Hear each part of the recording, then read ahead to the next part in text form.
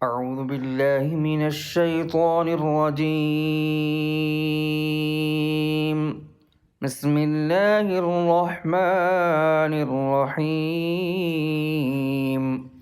والنجم إذا هوى ما ضل صاحبكم وما غوى وما ينطق عن الهوى إن هو إلا وحي يوحى علمه شديد القوى ذو مرة فاستوى وهو بالأفق الأعلى ثم دنا فتدلى فكان قاب قوسين أو أدنى فأوحى إلى عبده ما أوحى ما كذب الفؤاد ما رأى أفتمارونه على ما يرى ولقد رآه نزلة أخرى عند سدرة المنتهى عندها جنة المأوى إذ يغشى السدرة ما يغشى ما زاغ البصر وما طغى لقد رأى من آيات ربه الكبرى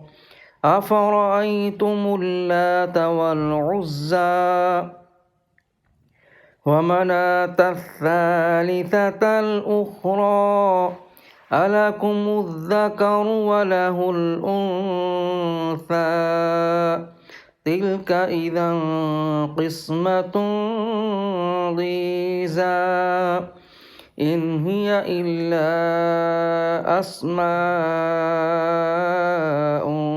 سميتموها أنتم وآباؤكم ما أنزل الله بها من سلطان إن يتبعون إلا الظن وما تهوى الأنفس ولقد جاءهم من ربهم الهدى أم للإنسان ما تمنى فلله الآخرة والأولى وكم من ملك في السماوات لا تغني شفاعتهم شيئا إلا من بعد أن يأذن الله لمن يشاء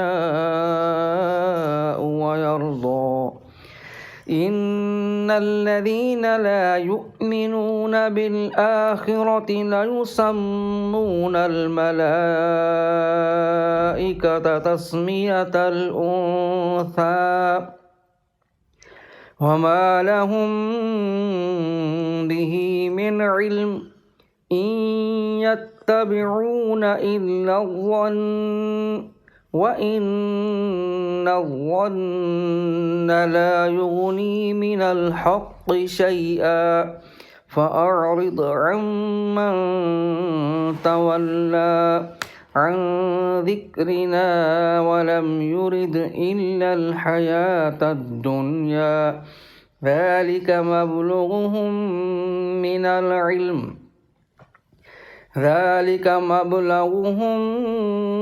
العلم إن ربك هو أعلم بمن ضل عن سبيله وهو أعلم بمن اهتدى ولله ما في السماوات وما في الأرض ليجزي الذين أساءوا بما عملوا ويجزي الذين أحسنوا بالحسنى الذين يجتنبون كبائر الإثم والفواحش إلا اللمم إن ربك واسع المغفرة هو أعلم بكم إذ أنشأكم من الأرض وإذ أنتم أجنة في بطون أمهاتكم فلا تزكوا أنفسكم هو أعلم بمن اتقى أفرأيت الذي تولى وأعطى قليلا وأكدى أعنده علم الغيب فهو يرى أم لم ينبأ بما في صحف موسى وإبراهيم الذي وفى ألا تزر وازرة وزر أخرى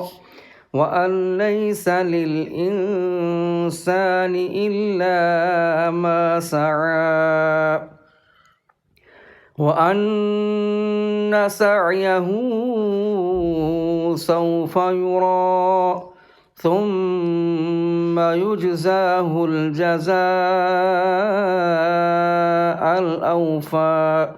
وأن إلى ربك المنتهى وأنه هو أضحك وأبكى وأنه هو أمات وأحيا وأنه خلق الزوجين الذكر والأنثى من نطفة إذا تمنى وأن عليه النشأة الأخرى وأنه هو أغنى وأقنى وأنه هو رب الشعرى وأنه أهلك عادا الأولى وثمود فما أبقى وقوم نوح من قبل إنهم كانوا هم أظلم وأطغى والمؤتفكة أهوى فغشاها ما غشى فبأي آلاء ربك تتمارى هذا نذير من النذر الأولى أزفت الآزفة ليس لها من دون الله كاشفة أفمن هذا الحديث تعجبون وتضحكون ولا تبكون وأنتم سامدون فاسجدوا لله واعبدوا صدق الله العظيم.